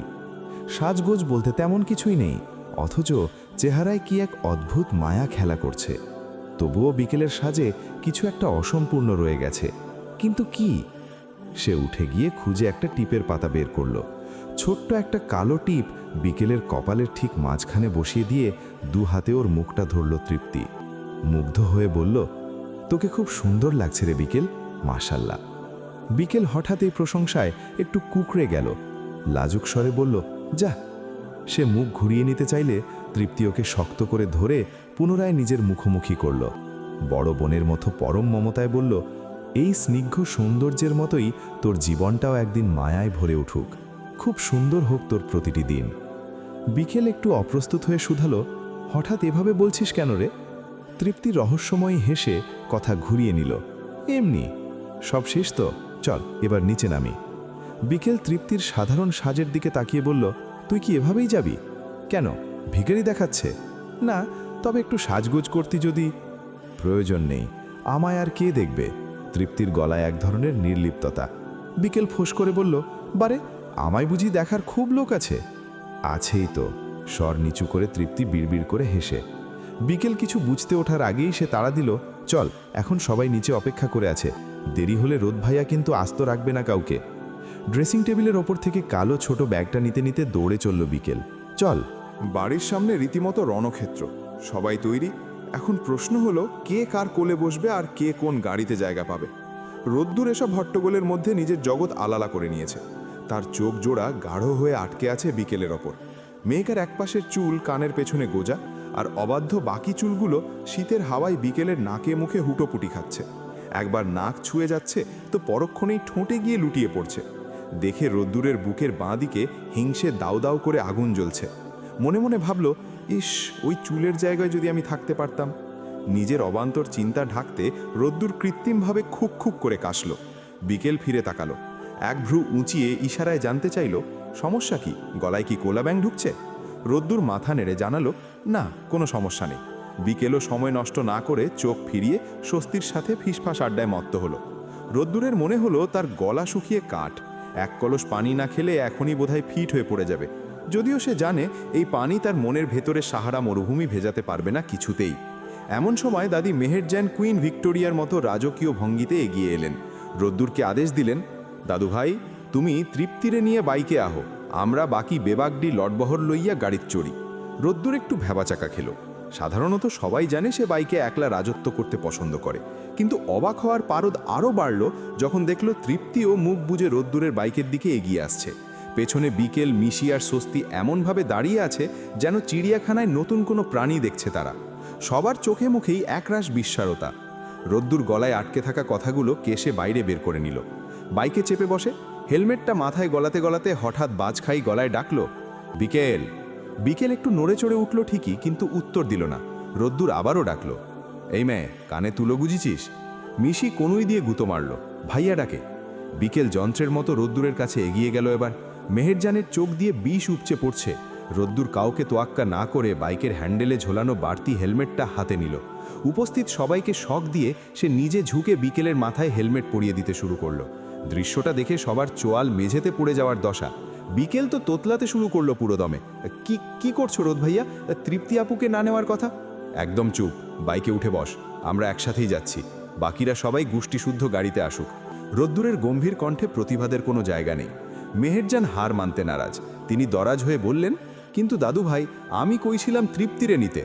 রোদ্দুর হেলমেটের কাঁচ নামিয়ে অবলীলায় বলল, তৃপ্তি আর বিকেল একজন নিলেই তো হলো দাদি। আমি বিকেলকে নিচ্ছি, কারণ ওকে সামলানো মুশকিল। সবাইকে অতিষ্ঠ করে মারবে গাড়ির ভেতরে। তোমরা বাকিরা গাড়িতে আসো এবার শান্তিতে। তৃপ্তির দিকে তাকিয়ে যোগ করল, আমি সাগুফতার রেস্টুরেন্টের সামনে গিয়ে দাঁড়াবো, ঠিক আছে? মাথা নেড়ে সাই দিল তৃপ্তি। বিকেল তখনও হেলমেট মাথায় নিয়ে স্ট্যাচু মতো দাঁড়িয়ে। রোদ্দুর এবার ধমক দিয়ে বলল, তোর জন্য কি এবার আলাদা করে পালকি আনবো নাকি রেড কার্পেট বিছাবো? উঠে বস। উপায় না পেয়ে বিকেল বাইকের পেছনে চেপে বসে। তবে মেহেরজানের সেই বিচ্ছিরি কথা মনে করে মাঝখানে এক হাত দূরত্ব বজায় রেখে কাঁচুমাচু হয়ে বসল। রোদ্দুর কি বুঝলো কে জানে, যাওয়ার আগে এমন এক কড়া হার্ট ব্রেক কষল যে বিকেল গিয়ে আছড়ে পড়ল রোদ্দুরের পিঠের ওপর। রোদ্দুর কড়া গলায় বলল, শক্ত করে ধরে বস, নাকি বাইক থেকে ডাব পড়ার মতো নিচে পড়ে হাত পা ভাঙার ইচ্ছা আছে? বিকেল আর কথা বাড়ালো না। ইজ্জত বাঁচাতে রোদ্দুরের কাঁধটা আলগোচে শক্ত করে ধরল, আর অমনি সাই করে বাইক ছুটিয়ে দিল রোদ্দুর। পেছনে দাঁড়িয়ে মেহেরজানের মাথা তখন বন বন করে ঘুরছে। শরীরের ভেতরে সব কিছু যেন উল্টে পাল্টে আসছে। ব্যাপারটা ওনার ৭৫ বছরের পুরনো হজম শক্তিতে একদমই কুলাচ্ছে না। মনে মনে ভাবলেন, এখন ডায়রিয়াটা না শুরু হলেই হয়। বাইক ছুটে চলছে মসৃণ পিচ ঢালা পথ ধরে। দুজনের মাঝে নীরবতার এক দুর্ভেদ্য দেয়াল। রোদ্দুরের মুখটা হেলমেটের কারণে দেখা না গেলেও বিকেল স্পষ্ট বুঝতে পারছে মানুষটা কোনো কারণে বেশ তেতে আছে। কিন্তু এই অকারণে রেগে থাকার রহস্যটা বিকেলের মাথায় ঢুকছে না। সে বরং একটু আগে ঘটে যাওয়া দৃশ্যটা নিয়ে ভাবছে। মেহেরজান যেভাবে চিবিয়ে চিবিয়ে ওর দিকে তাকিয়েছিল তাতে বিকেলের বুক কাঁপছে এখনো। কে জানে এই দাওয়াত থেকে ফিরে আজ কপালে কত গালি আর অপবাদ লেখা হয়। মেহেরজান তাকে এত সহজে ছেড়ে দেবার পাত্রী তো নন। কে বলবে এই মানুষটা তারই আপন দাদি? এসব দুশ্চিন্তায় আনমনা হয়ে বিকেল একটা লম্বা নিঃশ্বাস ফেলে। রোদ্দুরের কাঁধটা সে ধরেছিল আলগাভাবে, কিন্তু চিন্তার ঘোরে অজান্তেই হাতের আঙুলগুলো একটু বেশি শক্ত হয়ে চেপে বসে। লম্বা নখের অগ্রভাগ রোদ্দুরের পাঞ্জাবি ভেদ করে কাঁধের চামড়ায় একটুখানি ছড়ে গেল, আর সাথে সাথেই এক কড়া ব্রেক কষে বাইক থামিয়ে দিল রোদ্দুর। আচমকাই ঝটকায় বিকেল প্রায় ছিটকে পড়ছিল। কোনো মতে রোদ্দুরকে জাপটে ধরে নিজেকে সামলালো সে। ভয়ে কুকড়ে গিয়ে চিৎকার করে উঠল, কি হলো, হঠাৎ বাইক থামালে কেন? দু পায়ে মাটির ভারসাম্য রেখে রোদ্দুর পেছন ফিরে তাকালো। হেলমেটের কাঁচের আড়ালে কেবল ওর জলজলে চোখ দুটো দেখা যাচ্ছে। ভ্রু কুচকে সে গম্ভীর গলায় জানতে চাইল, সমস্যাটা কি তোর? বিকেল পুরোপুরি আকাশ থেকে পড়ল। ভ্যাবাচাক্কা খেয়ে আমতা আমতা করে বলল, কি আমার কিসের সমস্যা? আমাকে খামচাচ্ছিস কেন? রোদ্দুরের প্রশ্নে এবার রাগের আভাস স্পষ্ট। বিকেল যেন নিজের কানকেই বিশ্বাস করতে পারছে না। সে হাত পা নেড়ে প্রতিবাদ করে উঠল, আমি খামচাতে যাব কেন? কি আজব কথা, আমি কি পাগল নাকি? বেশি কথা বললে একটা থাপ্পড় খাবি। আমি কি মিথ্যে বলছি? রোদ্দুর এবার সত্যিই চটে গেল। বিকেলও নাছোড়বান্দা অবুঝের মতো গলা উঁচিয়ে বলল, আমি সত্যি বলছি, আমি তোমাকে খামচাই নিন ভাইয়া, সত্যি বলছি। তাহলে কাঁধে কিসের গুঁতো খেলাম আমি? ওটা কি মশার কামড় ছিল? কই দেখি তো। এই বলে বিকেল উৎসুক হয়ে রোদ্দুরের কাঁধের দিকে একটু ঝুঁকে দেখতে চাইল। রোদ্দুর তড়িৎ গতিতে ওকে সরিয়ে দিয়ে কটমট করে তাকালো। দাঁত কিড়মির করে বলল, বেয়াদব মেয়ে, আমার শরীর দেখবি এখন? এই পাবলিক রাস্তায় দাঁড়িয়ে তুই আমার পাঞ্জাবি টেনে খুলে শরীর দেখতে চাস? লজ্জা শরম কি একদম ধুয়ে খেয়েছিস? সত্যি দেশটা আর দেশের আজকালকার ছেলে মেয়েগুলো একদম রসাতলে চলে যাচ্ছে। ছি! বিকেল এবার দ্বিতীয়বার আকাশ থেকে পড়ল। সে কি একবারও শরীর দেখতে চেয়েছে? সে তো জাস্ট নখের আঁচড়টা দেখতে চেয়েছিল। একটা মানুষ কিভাবে সামান্য বিষয়কে এমন আজাইরা আর বিশ্রী দিকে মোড় দিতে পারে, সেটা ভেবেই সে কুল পাচ্ছে না। অপমানে আর রাগে বিকেলের চোখ মুখ লাল হয়ে উঠল। নিজেকে ডিফেন্ড করতেই প্রতিবাদে বলে উঠল, আমি মোটেও ওরকম কিছু মিন করিনি। তুমি এত নিচে যাচ্ছ কেন? আমি নিচে নামছি? একে তো নখ বসিয়ে আমার মাংস তুলে নেওয়া হচ্ছে, তার ওপর আবার উল্টো আমাকেই ব্লেম করা। নাম নাম বলছে এক্ষুনি। বিকেলের ধৈর্যের বাঁধ ভেঙে গেল সত্যি সত্যি। পারছে না, কেঁদে ফেলে। ভাগ্যিস রাস্তাটা এই মুহূর্তে নির্জন, নয়তো লোকজনের সামনে ওর আত্মসম্মানের ফালুদা হচ্ছে আর বাকি থাকতো না। কি হলো, কানে কথা যায় না? নামতে বললাম না? রোদ্দুরের কড়া ধমকে প্রায় তড়িঘড়ি করেই বাইক থেকে নেমে দাঁড়ালো বিকেল। কাছে যদি একটা ইঁট থাকতো, তবে এই মানুষটার মাথা বরাবর একটা বাড়ি দিলে বোধহয় খুব একটা পাপ হতো না, মনে মনে ভাবল। বিকেল মুখ নিচু করে দাঁড়িয়ে রইল। ওর চিবুক প্রায় বুকের সাথে মিশে গেছে। জড়সড় হয়ে কান্নারুদ্ধ কণ্ঠে বলল, বিশ্বাস করো, আমি ইচ্ছে করে তোমাকে আঁচড় দিইনি, আর শরীর দেখার মতো কোনো নেতিবাচক চিন্তা আমার মাথায় ছিল না। তুমি অযথাই আমার সাথে এমন রুলো আচরণ করছো। আমি কি সেধে তোমার বাইকে আসতে চেয়েছিলাম? তুমিই তো জোরাজোরি করে আনলে, এখন আবার মাঝপথে অপমান করে নামিয়ে দিচ্ছ। বাপরে, মহা অপরাধ করে ফেলেছি আমি। আপনি তো মহামান্না রাজকুমারী। আপনাকে বাইকে তোলার আগে বোধহয় হাইকোর্টে রিট জারি করে অনুমতি নিতে হতো। পরের বার থেকে কি আইনি পিটিশন দাখিল করব? রোদ্দুরের গলার স্বর ব্যঙ্গাত্মক। চোখের জলে ভিজে একাকার বিকেলের মুখটা। তবুও সে তেজ হারালো না। আপনিই তো সেধে নিয়ে এসেছেন, আমি তো আসতে চাইনি একবারও। ওরে বাবা, তুমি থেকে এক লাফে আপনিতে প্রমোশন! এত সম্মান তো আমি সইতে পারছি না। রোদ্দুর হন্তধন্ত হয়ে বাইক স্ট্যান্ড করে নিচে নেমে এলো।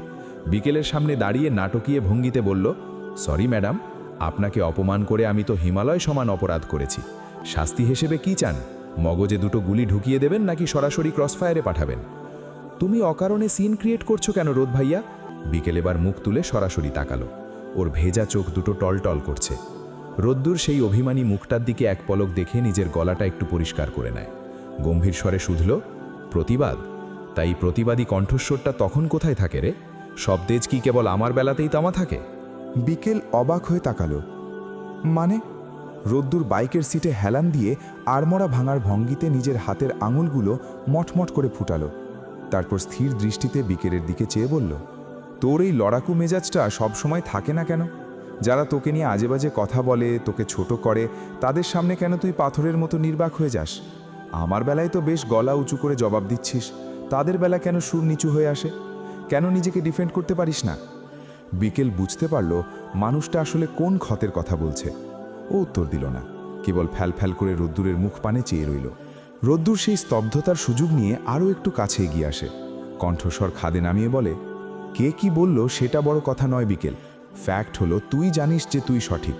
কিছু কিছু ক্ষেত্রে কুকুরের মুখে সজোরে লাথি মেরে মুখ ভোঁতা করে দিতে হয়। সব সময় ঘেউ ঘেউ সহ্য করলে পাগলা কুকুর আরও পেয়ে বসে। এরপর থেকে ভ্যা ভ্যা করে ছাগলের মতো কাঁদবি না, বরং জবাবে সপাটে চড় কষিয়ে দিবি। যে আগুনটা এইমাত্র আমার জন্য তোর চোখে দেখলাম, আমি চাই সেই তেজটাই তুই দুনিয়ার সামনে দেখাবি। বড় হ বিকেল, নিজের ঢাল নিজে হতে শেখ, বুঝেছিস? বিকেল মন্ত্রমুগ্ধের মতো মাথা নাড়ল। রোদ্দুরের রুক্ষতার আড়ালে যে এমন এক অভিভাবক সুলভ মমতা লুকিয়েছিল তাও কল্পনাও করেনি। গুড। রোদ্দুর হাত বাড়িয়ে বিকেলের মাথার হেলমেটটা একটু সোজা করে দিল। খিদে পেয়েছে, কিছু খাবি? বিকেল দুপাশে ঘাড় নেড়ে না বলতেই রোদ্দুর আবার বাইকে উঠে বসল। স্টার্ট দিয়ে বলল, এবার ঠিকঠাক ধরে বস। বিকেল এবার বেশ সাবধানে বসে, মৃদুস্বরে বলল, যদি আবার নখের আঁচড় লাগে, তবে ওই নখ আমি নিজ হাতে উপড়ে দেব। রোদ্দুরের তাৎক্ষণিক জবাবে বিকেল আড়ালে মুখ ভেঙচায়। সে আঙুলগুলো এমনভাবে মুঠো করে ধরল যাতে কোনোভাবেই নখ না লাগে। রোদ্দুর লুকিং গ্লাসে বিকেলের ভারাক্রান্ত কিন্তু সপ্রতিভ মুখটা একবার দেখে নেয়। ওর ঠোঁটের কোণে একচিলটে বিজয়ের হাসি। বাইকটা আবার গন্তব্যের দিকে তীব্র গতিতে ছুটতে শুরু করল। ত্রিবেণী। আদিবাদের বাড়ির সামনে যখন বহর গিয়ে নামল, ততক্ষণে জোহরের আজান শেষ হয়েছে। দুপুরের কড়া রোদ চারদিকে ছড়িয়ে পড়েছে। আদিবার অবস্থা শোচনীয়, ভয়ে ও কলিজা শুকিয়ে কাঠ হওয়ার দশা। বাড়িতে কাউকে আগে থেকে কিছু জানানো হয়নি। ও একবার সৌম্যকে যোগাযোগের কথা বলেছিল, কিন্তু সৌম্য সাফ বারণ করে দিয়েছিল। সে চেয়েছে যা হওয়ার সামনাসামনি হোক। সৌম্যর এই অটল সাহসের পেছনে বড় একটা স্তম্ভের নাম উমেদ মির্জা। যেখানে স্বয়ং তিনি উপস্থিত আছেন, সেখানে পরিস্থিতি হাতের বাইরে যাওয়ার কোনো সুযোগ নেই বলেই সৌম্যর বিশ্বাস। গাড়ি থেকে নামার পর আদিবার ফ্যাকাশে মুখটা দেখে সৌম্য ওর কাপা হাতটা শক্ত করে নিজের হাতের মুঠোয় নিয়ে নিল। আদিবা অরষ্ট চোখে তাকালে সৌম্য অভয় দিয়ে বলল, এত ভয় পেলে চলে বোকা? আদিবা ম্লান হেসে উত্তর করে, এতক্ষণ তো হাত ধরার কেউ ছিল না সৌম্য, তাই ভয় লাগছিল। এখন আছে, আর ভয় নেই। সৌম্য পাল্টা হাসি উপহার দিয়ে আদিবাকে আশ্বস্ত করল। সবার আগে আদিবা কলিং বেল টিপে। দরজা খুলতেই যেন এক পশলা নীরবতা পুরো বাড়িতে ছড়িয়ে পড়ে। আদিবার পেছন পেছন মেহেরজান থেকে শুরু করে উমেদ মির্জা, রেহনুমা, লতা, আইরিন সবাই সারিবদ্ধভাবে ভেতরে প্রবেশ করে। মিশি আর স্বস্তি হাঁটছে সবার পেছনে। স্বস্তি গাড়িতে থাকার সময় থেকেই লক্ষ্য করছে মিশির মেজাজটা আজ বড্ড খিটখিটে। গাড়িতে তৃপ্তির কোনো রসিকতাতেও মেয়েটা সাড়া দেয়নি। গাড়ির ভেতর কিছু জিজ্ঞেস করার সুযোগ না পেয়ে স্বস্তি এবার গা ঘেঁষে এলো। ফিসফিস করে শুধল, কি হয়েছে তোমার আপা? এত আপসেট দেখাচ্ছে কেন? বড় বাবাকে কিছু বলেছে? মিশি বিরক্তিতে ভ্রু কুচকে জবাব দিল, তিনি আমাকে কি বলবেন? তাহলে এত রেগে আছো কেন? সারাটা পথ তো একটা কথাও বললে না। তার কৈফিয়ত কি এখন তোকে দিতে হবে? মিশির গলার স্বরে আগুনের আঁচ। স্বস্তি সঙ্গে সঙ্গে দমে গিয়ে বলল, না না, তা না, চুপচাপ দেখে যাস, জিজ্ঞেস করলাম। আচ্ছা সরি। মিশির মাথার ভেতরে তখন যেন দাবানল জ্বলছে। বিরক্তি সামলাতে না পেরে গলায় একরাশ তিক্ততা নিয়ে জানালো, ইটস ওকে, আসলে এমনিতেই ভালো লাগছে না। আসার বিন্দুমাত্র মুড ছিল না আমার, সবাই জোর জবরদস্তি করে নিয়ে এলো। এখন দেখ না, এখানে এসে কার কত ঢং সইতে হয়। স্বস্তি আর কথা বাড়ালো না। সে জানে মিশি চিরকালই একটু ঘরকুনো স্বভাবের। কে যে ওর নাম মিশি রেখেছিল? বাড়ির সব ভাই বোনের মধ্যে ওই সবচেয়ে অমিশুক আর একা থাকতে পছন্দ করা এক রহস্যময়। ভালো শ্রোতা হিসাবে ওর সুনাম থাকলেও কথা বলার বেলায় ও বড় কৃপণ। স্বস্তি বুঝল এই জনারণ্য আর পারিবারিক গ্যাদারিং মিশির স্বভাবের বিরুদ্ধে যাচ্ছে। তাই ওকে ওর মতো থাকতে দিয়ে স্বস্তি সরে গিয়ে তৃপ্তির পাশে পাশে হাঁটতে লাগল। তৃপ্তির সঙ্গে বিকেলও যোগ দিয়েছে ততক্ষণে। অবাক চোখে চারপাশ ঘাড় ঘুরিয়ে ফিরিয়ে দেখছে সে। বাড়িটা সুন্দর, ওদের মতোই, তবে চালগুলো টিনের। চারপাশে দেওয়াল তোলা, যদিও একতলায়। মাঝখানে একটা ছোট উঠান আছে। এরকম বাড়ি আজকাল ঢাকা শহরের মতো বড় অঞ্চলে দেখা যায় না। হয়তো এটাও আদিবার বাবার পৈতৃক ভিটে বলে টিকে আছে এখনো। তৃপ্তি ওকেই দেখছিল বারংবার। গলার স্বর একদম নিচু করে প্রায় ফিসফিস করে বলল, কি নায়কের সঙ্গে খুব মজা করেই এলি? হুঁ। আকস্মিক এমন কথায় বিকেল খানিকটা চমকে উঠলেও স্বাভাবিক রইল। একটা হাসি ছড়িয়ে পড়ল তার ঠোঁটে, তবে মেকি রাগটা দেখাতে ভুলল না একদমই। আশেপাশে চেয়ে সেও বিড়বিড়িয়ে জবাব দেয়, ছাতার মাথা, হিরো না ভিলেন? পথের মাঝখানে আমাকে তো নামিয়েই দিচ্ছিল, জানো না? ওমা, কেন? আমার নখের আঁচড়ে তার কাঁধের চামড়া ছড়ে গেছে তাই। এ বাবা, কি এমন করছিলি যে একদম ছিঁড়ে ঠিঁড়ে একাকার? তৃপ্তির বলার ঢঙে হেসে গড়িয়েই পড়ল মেয়েটা। অনেক কষ্টে হাসি সামলে বলতে পারল, দেখ যাও, তেমন কিচ্ছু না, হঠাৎ করেই লেগে গেছে। আচ্ছা আচ্ছা, আর কি হলো?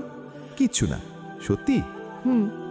যাক, ক্রাশের সঙ্গে একটা বাইক ডেট মন্দ না, কি বলিস? কচুর মাথা ক্রাশ। লজ্জায় লাল হলো বিকেল। তৃপ্তি চোখ পাকালো। এই না দুদিন আগে কেঁদে কেঁদে একাকার করলি, তাকে তোর পছন্দ, তোর ক্রাশ, এখন আবার না বলছিস? ছোট একটা দম ছাড়েও মাথাটা দুলিয়ে জানায়, বলছি। তৃপ্তির চোখে চোখ রেখে বলে, ক্রাশ লিস্ট থেকে ক্যান্সেল করেছি তো, জানো না? চমকায় তৃপ্তি, দুদিকে মাথা দুলিয়ে জবাব দেয়, না তো, করে দিয়েছে কাটছাট। সে এখন শুধুই আমার cousin. No crush, no blush, okay? আচ্ছা, ইয়েস। ভালো ভালো। হঠাৎ করেই কিছু একটা মনে পড়বার ভঙ্গিতে বিকেল জানতে চাইল, তুমি আবার মাইন্ড করনি তো? তৃপ্তি না বুঝতে পেরে শুধালো, কখন? সে সময় দাদি তোমায় নিয়ে যাওয়ার কথা বলল আর ভাইয়া আমাকে ডেকে নিল। শুনে হেসেই ফেলল মেয়েটা। আরে না, কিসের মাইন্ড করব, পাগলের কথা শোনো। হাসে আটকাতে পারল না, পেট ধরে মুচড়ে উঠে হাসেও। বলতে লাগলো, বোকা মেয়ে, দাদি বলায় আমি এগিয়ে গিয়েছিলাম, নইলে বুড়ি একটা নাটক করতো, জানিসই তো। ভালো হয়েছে ভাইয়া আমাকে নেয়নি, কে যায় ওই জড় পদার্থের সঙ্গে? আমি গাড়িতে কি মজা করতে করতে এসেছি জানিস? অবিশ্বাস্য চোখে তাকায় বিকেল। সত্যি? একদম। একটা পাথর সরে নামে বুকের উপর থেকে। অপরাধ বোধ হচ্ছিল বিকেলের, হয়তো তৃপ্তির মাইন্ডে লেগে যেতে পারে ব্যাপারটা, তাই ভেবে।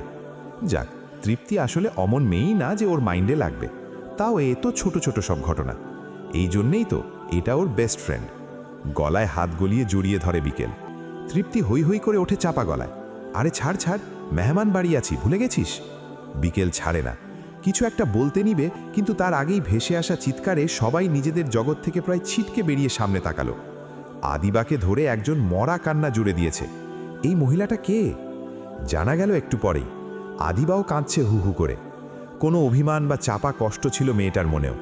মায়ের সান্নিধ্য পেয়ে সেগুলিকে আর চেপে রাখা গেল না।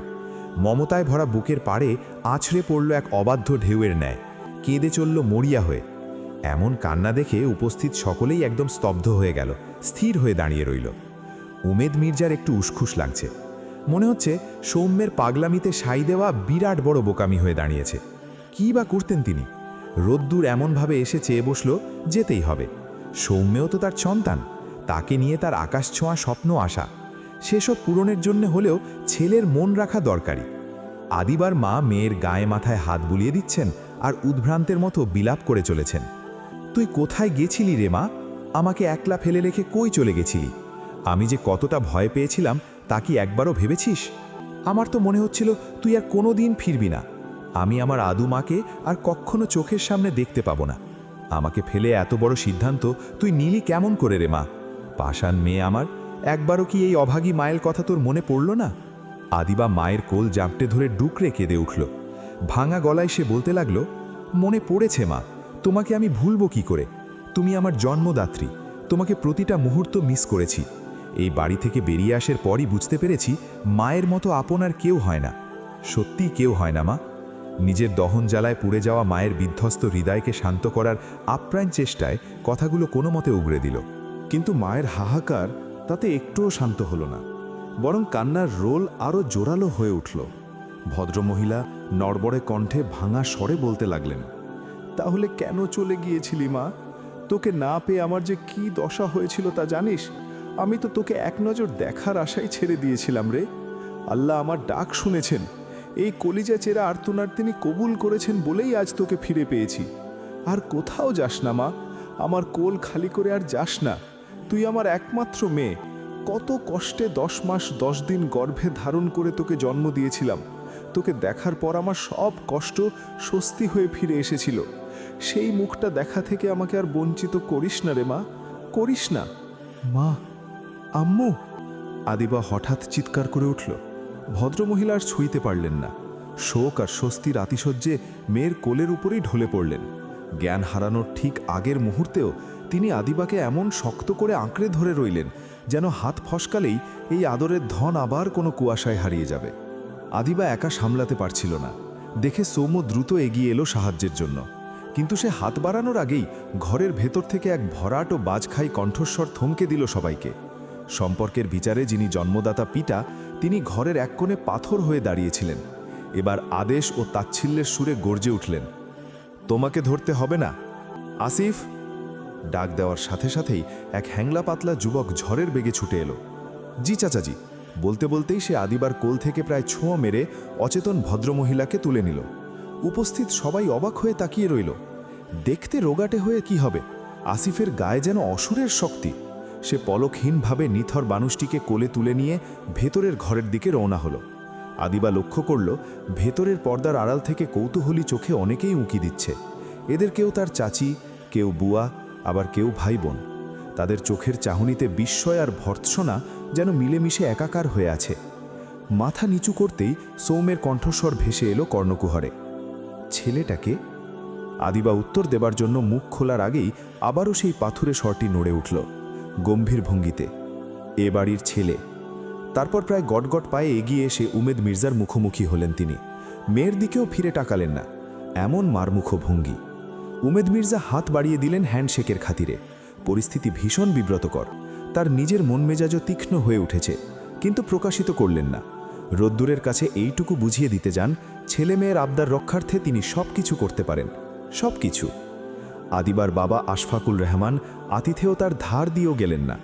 গলার স্বর পূর্বের ন্যায় অটল রেখেই বললেন, আমার স্ত্রী হঠাৎ করেই অসুস্থ হয়ে পড়েছে। আমি দুঃখিত এই অনাকাঙ্ক্ষিত ঘটনার জন্য। কথাবার্তায় স্পষ্ট চলে যেতে বলার আভাস। উমেদ মির্জা বুঝতে পেরেও কিছু বললেন না।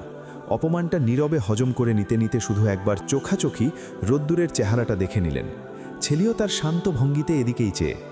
উমেদ মির্জা ঠোঁটে এক কণা পরিমাণ হাসি ফুটিয়ে তোলার আপ্রাণ চেষ্টা করতে করতে শুধালেন, অসুবিধে নেই, আমার মেয়েও এরকম কিছু করলে আমার স্ত্রী হয়তো পাগলই হয়ে যেত।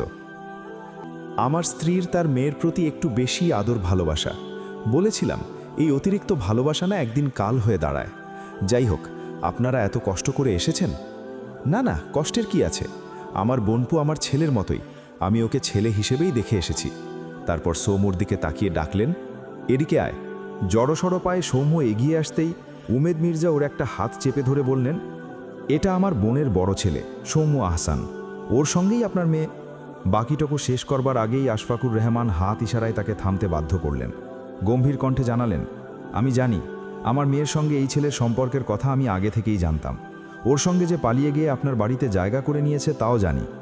বাহ, সব কিছুই জানেন দেখছি তাহলে বেআই সাহেব। আশফাকুর রহমান মুখে একটা ভ্যাটকানো হাসি ফুটিয়ে তুললেন। এবারে বললেন, আমার নাম আশফাকুল, আপনি আমাকে ভাই বলে ডাকেন। বেআই সম্পর্কটা আমি মানি না, দুঃখিত।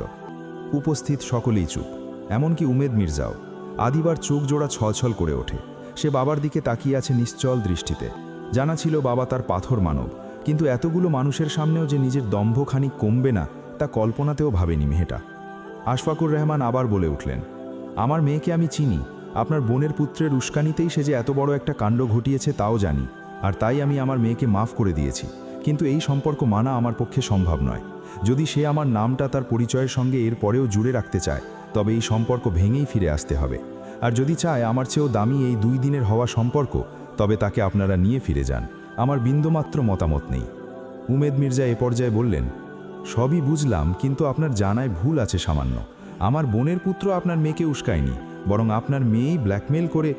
অসম্ভব। আমার মেয়ের মতো লক্ষ্মী এ তল্লাটে আরেকটিও আছে কিনা সন্দেহ। তার পক্ষে কাউকে জোর করে। ভুল নিয়ে দম্ভ করছেন আপনি। এই প্রথম রোদ্দুর মুখ খুলল। এতক্ষণ দাঁড়িয়ে দাঁড়িয়ে তামাশা দেখছিল সে। এবার এগিয়ে এলো শটান বুকে, গলার পারদ উঁচু করে বলল, আপনার মেয়েই আমার ভাইকে ব্ল্যাকমেল করেছিল। এ কথা সে নিজের মুখে স্বীকার করেছে। আমাদের পরিবার এতটা ছোট লোক নয় দেখেই সব শেষে মেনে নিয়েছে সুন্দরভাবে, নইলে এমন দম্ভ আমাদেরও আছে। আমার ভাইও কোনো ফেলনা বস্তু নয়। আপনি হয়তো জানেন না সৌম্য কত বড় হিরে। এই ছেলে মুখে লাগাম টেনে তারপর কথা বলবে, এই তোমার পারিবারিক শিক্ষা? বড়দের মাঝখানে এসে এমন বেয়াদবের মতো কথা বলো। সব কাজই নিজেকে হিরে ভাবতে শুরু করে একসময়। আপনি আমার ছেলেকে বেয়াদব বলেন কোন সাহসে? সে মির্জা বাড়ির সবার বড় ছেলে। আমরা বড়রা তার মতামতকে সমর্থন করি, আর আপনি কিনা। এটা মির্জা বাড়ি না, এটা আমার বাড়ি। যেন অনেক বড় কিছু মিস্টেক করতে যাচ্ছিলেন উমেদ মির্জা, তাই তাকে সংশোধন করিয়ে দিলেন আশফাকুর রহমান। ভুলে যাচ্ছেন কেন? এখানে আমার মতামতই সবার সমর্থন, আমার কথাই শেষ কথা। উমেদ মির্জার ব্রহ্মতালু জ্বলে যাচ্ছে। জীবনে এমন অপমানিত তাকে কোথাও হতে হয়নি, কোনোদিনও না। আশফাকুর রহমানকে কি বলবেন তিনি? বাড়ি বয়ে তিনিই তো যে যেচে পড়ে এসেছেন এসব লাঞ্ছনা গঞ্জনা মাথা পেতে নেবার জন্যে। আশফাকুর রহমান আবার বলে উঠলেন, আমার মেয়েকে ফাঁসিয়েছে আপনার বোনের পুত্র, তার কারণেই এত বছরের সম্পর্কের বাঁধন ছিঁড়ে সে রাতের আধারে পরপুরুষের হাত ধরে বেরিয়ে যাবার সাহস পায়। অথচ এ বাড়িতে কোনো মেয়ে আজ পর্যন্ত এ ধরনের কাজ করার সাহস পায়নি। ওর মা মেয়ের শোকে পাগল প্রায়, দরজা ধরে দাঁড়িয়ে থাকে দিনরাত। কিছুতেই তাকে শান্ত করতে পারিনি আমরা। আমাদের কি হচ্ছে কি হবে কিচ্ছু না ভেবে আমার মেয়ে এত বড় চুনকালি মাখিয়ে চলে যেতে পারতো না যদি না আপনার বোনের পুত্র না উস্কাতো। আশেপাশে রটে গেছে সব। কি বিচ্ছিরি পরিস্থিতিতে পড়েছি আমরা, সব কিছু আপনাদের কারণে। পরিবার কদর্য হলে সন্তানেরা শিক্ষা পাবে কোথায়? শুনেছি এই ছেলের মাও নাকি তার নাগরের হাত ধরে বেরিয়ে গেছিল। এনাফ! চিৎকার করে ওঠে সৌম্য। সব ধৈর্যের বাঁধ ভেঙে চূর্ণ বিচূর্ণ হয়ে গেছে তার। মুখটাকে আর ঠেসে ঠুসেও বন্ধ করে রাখা সম্ভব নয়। আইরিন মুখ লুকিয়ে কাঁদছেন সমানে। কত আগের কথা, সেই সব এখনও মানুষের মুখে মুখে রচিত, অথচ মানুষটা মারাও গেছে কত বছর হয়ে এলো। কিছু মানুষের জীব যেন বিষাক্ত সাপের ন্যায়, ছোবলে বিষ ঝরে পড়ে। উমেদ মির্জা, রোদ্দুর দুজনকে ছাড়িয়েই আশফাকুল রহমানের মুখোমুখি এসে দাঁড়ালো সে। চোখ দিয়ে অগ্নিবর্ষণ হচ্ছে যেন। এতক্ষণ চুপ করে রইলেও আর চুপটি থাকার জো নেই। সমানে চেঁচিয়ে বলে উঠল, আপনাকে আমি সম্মান দেখিয়ে ভুল করছিলাম।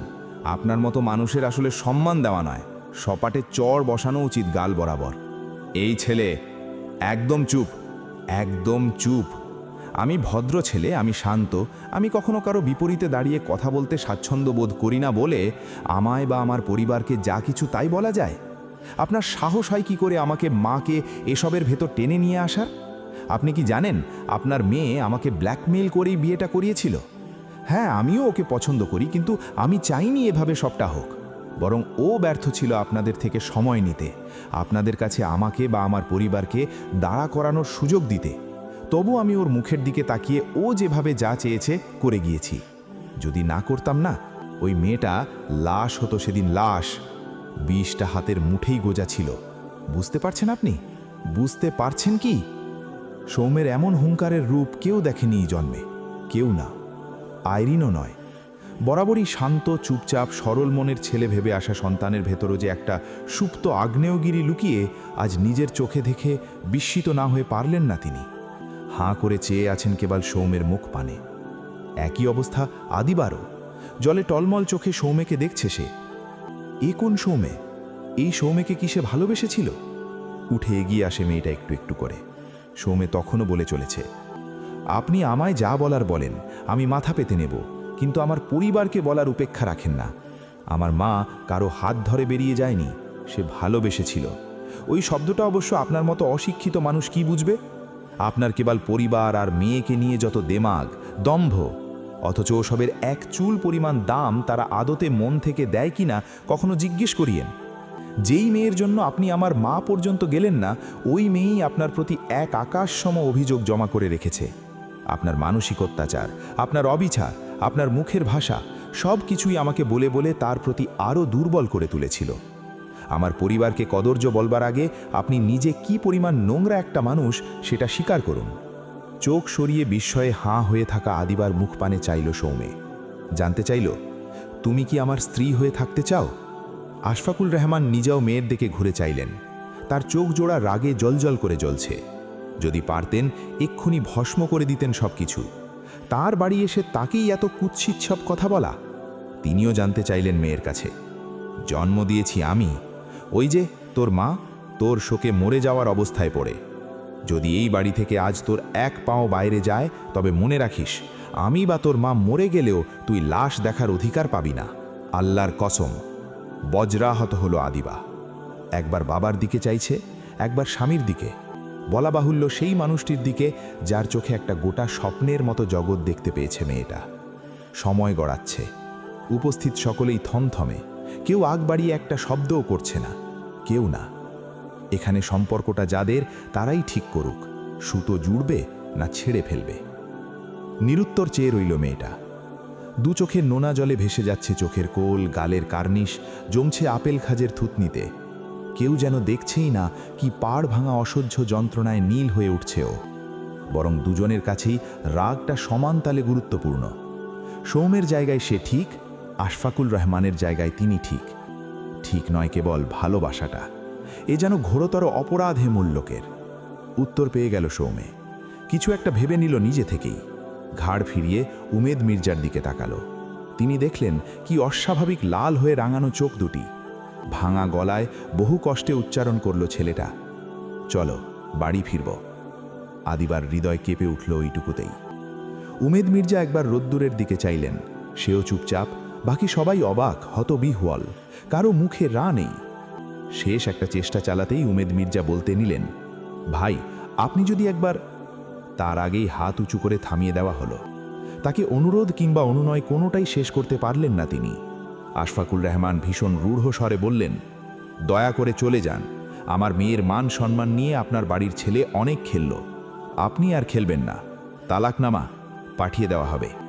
বোবা তুমি আদিবা, যে সাহস যে দপ্পটে তুমি সৌমেকে নিজের করে চেয়েছিলে, পেয়েই ছেড়েছিলে, সেসব কোথায় ফুঁস হয়ে গেল? তোমার বাবা তালাকের কথা বলছে, তালাক মানে ছাড়াছাড়ি। এরপর তোমার মুখটা দেখাও আমার জন্য হারাম, হারাম, হারাম। কথাগুলো চিত্ত চিরে বেরিয়ে এলো সৌমের। করুণ অসহায় চোখে সে নির্বাক মেয়েটার দিকে চেয়ে রইল কতক পল। তারপর চোখ ফিরিয়ে হেঁটে বেরিয়ে গেল সবার আগে। তার পেছন পেছন ছুটল মিশি, স্বস্তি, দীপ্র, একে বালির সকলে। উমেদ মির্জা ছেলের পিঠ চাপড়ে বেরিয়ে এলেন। দাঁড়িয়ে রইল কেবল রোদ্দুর একা। আসবার পথে সে আশফাকুল রহমানকে কিছুই বলল না ঠিক, তবে আদিবার দিকে তাকিয়ে একটা হাসি দিলেন। ওই হাসিতে শ্লেষা মেশানো, কটাক্ষ কিংবা ঘৃণা। আদিবা ধপ করে বসে পড়ল জমিনের উপর। চোখের সামনে মায়ের নিথর মুখখানি, আর কানে বেজে চলেছে বাবার কীড়া কাটা কসমের বাক্যখানি। কে যেন জিজ্ঞেস করল, ওনারা তো অনেক খাবার দাবার নিয়ে আসছে, সব গেটের কাছে রাখা, কি করব ভাইজান? তাতে আশফাকুল রহমান ভেতরে ঢুকতে ঢুকতে জবাব দিলেন, রাস্তায় ফেল, কুকুররা খেয়ে সাফ করবে। আদিবা চোখ জোড়া মুজে নিল। আফসোস, সে তার বাবার মতো মাকে ঘৃণা করতে পারেনি, মায়ার গিট্টু ছিঁড়তে পারেনি, উড়ে চলে যেতে পারেনি যেথায় প্রেম পাওয়া যায়। যাবার পথে যে আনন্দ আর উৎসবের মেজাজ ছিল, ফেরার পথে তার ছিটে ফোটাও অবশিষ্ট নেই। কয়েক ঘন্টা আগের সেই হই হল্লা আর প্রাণবন্ত হাসি ঠাট্টা এক লহমায় যেন চূর্ণ বিচূর্ণ হয়ে গেছে। যাবার সময় যে গাড়িটা রুমঝুম শব্দে আর সবার সম্মিলিত কলকালিতে মুখরিত ছিল, সেই গাড়িটাই এখন শ্মশানের মতো নিস্তব্ধ। গাড়ির ভেতরে একটা পিন পড়ার শব্দ পর্যন্ত হচ্ছে না। কেউ কারোর দিকে তাকাচ্ছে না, যেন এক অলক্ষ শোকের ছায়া সবার মুখকে পাথরের মতো স্থির করে দিয়েছে। মনে হচ্ছে এ বাড়ির খুব আপন কেউ বুঝি মারা গেছে, আর সেই মৃত্যু শোক এখন চারপাশকে আষ্টে পিষ্টে জড়িয়ে ধরেছে। চিরকাল যারা ফিসফিস করে কথা বলতে অভ্যস্ত, কিংবা যারা একজন হেসে আরেকজনের উপর গড়িয়ে পড়তে পছন্দ করে, আজ তাদের সবার কণ্ঠস্বর রুদ্ধ। সবাই জড়ো হয়ে নিথর ও নিস্তব্ধভাবে বসে আছে। শুম্ভ দৃষ্টিতে জানালার বাইরে চেয়ে থাকা মানুষগুলোর মনে এখন একটাই প্রশ্ন, কি থেকে কি হয়ে গেল? গিয়েছিল নতুন সম্পর্কের সুতো দিয়ে আতিথেয়তা বাড়াতে, হৃদ্ধতার এক নতুন অধ্যায় শুরু করতে, কিন্তু ফিরে এলো এক বুক হাহাকার আর অপমানের বোঝা নিয়ে। যে সম্পর্কের সুতোটুকু ছিল, তাও আজ ছিন্ন ভিন্ন হয়ে ধুলোয় লুটিয়ে পড়েছে। আতিথেয়তার সেই রঙিন স্বপ্ন এখন এক দুঃসহ স্মৃতি হয়ে সবার ভেতরে বিধে আছে। ভাগ্যের কি ফের? তৃপ্তির বুকের ভেতর থেকে একটা দীর্ঘ ভারী দীর্ঘশ্বাস বেরিয়ে এলো। তার বিষণ্ণ দৃষ্টি স্থির হয়ে আছে আইরিনের দিকে। ফুপুর জন্য আজ মায়ায় বুকটা ফেটে যাচ্ছে ওর। মানুষটা জীবনের কত কালবৈশাখী ঝড় সামলে নিয়েছিলেন শুধু তার এই দুটো ছেলেকে আগলে রাখবেন বলে। নিজের সবটুকু সুখ, শান্তি আর রঙিন স্বপ্ন বিসর্জন দিয়ে তিনি শুধু চেয়েছেন ছেলেদের মানুষ করতে। তৃপ্তি জানে আত্মীয় স্বজন কতবার চেয়েছিল আইরিনকে নতুন কোনো ঠিকানায় থিতু করতে, নতুন করে জীবন সাজাতে, কিন্তু আইরিন রাজি হননি। সন্তান, এই একটি শব্দই ছিল তার বেঁচে থাকার একমাত্র অক্সিজেন। আর আজ সেই সন্তানের কারণেই কিনা তাকে এমন অপমান আর হাহাকার সঙ্গী করে ফিরতে হচ্ছে। ভাবতেই তৃপ্তির ভেতরটা মোচড় দিয়ে উঠল। হঠাৎ পাশ থেকে একটা চাপা কান্নার শব্দে তার ধ্যান ভেঙে যায়। তাকিয়ে দেখল বিকেল নিজের দু ঠোঁট দাঁত দিয়ে কামড়ে ধরে আছে। মেয়েটা প্রাণপণে চেষ্টা করছে কান্নার শব্দটুকু চেপে রাখতে, যাতে কারো কান অবধি সে আর্তনাদ না পৌঁছায়। কিন্তু শোকের বেগ যখন প্রবল হয়, তখন কি আর বাঁধ মানা যায়? ক্ষণে ক্ষণেই অবাধ্য একটা ফোপানি বেরিয়ে আসছে ওর গলা চিরে। বিকেলের দু চোখ বেয়ে নোনা জলের ধারা বইছে। কান্নায় চোখের কোণ দুটো টকটকে লাল হয়ে ফুলে উঠেছে, নাকের পাটাও সামান্য লালচে। তৃপ্তি অবশ্য অবাক হলো না। ও জানে বিকেলের মনটা ঠিক কেমন, বড্ড কাঁচা, বড্ড নরম। অন্যের দুঃখ কষ্টের সাথে নিজেকে কি দারুণভাবেই না মিশিয়ে নেয় মেয়েটা। পরের সুখে যে মন খুলে হাসে আর পরের দুঃখে নিজের বুক ভাসিয়ে কাঁদে, তার নামই তো বিকেল পাগলি। তৃপ্তি আলতো মমতায় বিকেলকে নিজের বুকের ভেতর টেনে নিল। একটা নির্ভরতার আশ্রয় খুঁজে পেয়ে বিকেলও নিজেকে তৃপ্তির মাঝে এলিয়ে দেয়। বাকিটা পথ সে ওভাবেই তৃপ্তিকে আঁকড়ে ধরে রইল। কান্নার ক্লান্তি আর গাড়ির হালকা দোলানিতে কখন যে মেয়েটা গভীর ঘুমে তলিয়ে গেল তা সে নিজেও জানে না। বিকেলের অবচেতন মনে তখন কেউ খুব চেনা সুরে গান গেয়ে যাচ্ছে, দোল দোল দুলুনি, রাঙা মাথার চিরুনি। তুমি দাও ভাইয়া। রোদ্দুর ভ্রু কুচকে তাকালো, ধমকের সুরে বলল, একটা চড় খাবি কিন্তু। সৌম্যর জেদি উত্তর, খেলে খেলাম, তবু দাও। রোদ্দুর দীর্ঘশ্বাস ফেলে পরিস্থিতিটা হালকা করার চেষ্টা করল। বাদ দে তো, এমন আহামরি কিছুও হয়ে যায়নি। যা হয়েছে আমার সঙ্গে হয়েছে। সৌম্যের কণ্ঠস্বরে এবার বিস্ফোরণ ঘটল। তোমার সঙ্গে হলে তুমি বুঝতে পারতে কতটা ইনসাল্টেড, কতটা ডাউন ফিল করছি আমি। হঠাৎ থেমে নিজের ভেতর জ্বলতে থাকা সুপ্ত আগ্নেয়গিরিটাকে সামলে নেওয়ার চেষ্টা করল। তপ্ত নিঃশ্বাস ছেড়ে থমথমে গলায় শুধল, আমার কারণে আজ পুরো মির্জা বাড়ি, আমার পুরো পরিবার। সে থামল। রোদ্দুরের দিকে অগ্নি লাল চোখে চেয়ে তীব্র এক প্রশ্ন ছুড়ে দিল, আমার জায়গায় তুমি থাকলে কি করতে? চোখের সামনেই নিজের মা বাবাকে এভাবে অপমানিত হতে দেখলে কি করতে বলো? হৃদয়ে জ্বালা ধরতো না? আমি তো ওর সুখের জন্যে, ওকে ভালো রাখতেই সব করলাম, অথচ ও একবারও আমার হয়ে একটা কথা বলল না। উচিত জবাব দিয়ে চলে আসতে পারত। সৌম্যের হিতাহিত জ্ঞান যেন আজ লোপ পেয়েছে। রোদ্দুরের হাত থেকে আধ খাওয়া জ্বলন্ত সিগারেটটা এক প্রকার ছিনিয়েই নিল সে। অনভ্যস্ত হাতে একটা টান দিয়েই বিষম খেয়ে কেসে উঠল। কাশির দমকে চোখ দুটো আরও টকটকে লাল হয়ে ওঠে। রাগে দুঃখে গাল দুটো ফুলে উঠছে, নাকের পাটা কাঁপছে থরথর করে। এক মুহূর্তের জন্য মনে হলো ছেলেটা ভীষণ অসহায়। এক বুক অসহায়নীয় যন্ত্রণা নিয়ে সে যেন খাদের কিনারায় দাঁড়িয়ে আছে। যে কোনো মুহূর্তে ঝাঁপ দিয়ে হারিয়ে যাবে অনেক দূরে, অনেক অনেক দূরে। তার আগেই ওর একটা হাত চেপে ধরে রোদ্দুর, ভীষণ শক্ত করে। হাত থেকে সিগারেটটা কেড়ে নিয়ে ফেলে দিল। সৌম্য কাঁদছে, কাঁদুক, ছেলে মানুষেরও কাঁদতে হয় মাঝে মাঝে। কানলে চোখ পরিষ্কার হয়, মনের ময়লাও ধুয়ে মুছে যায়।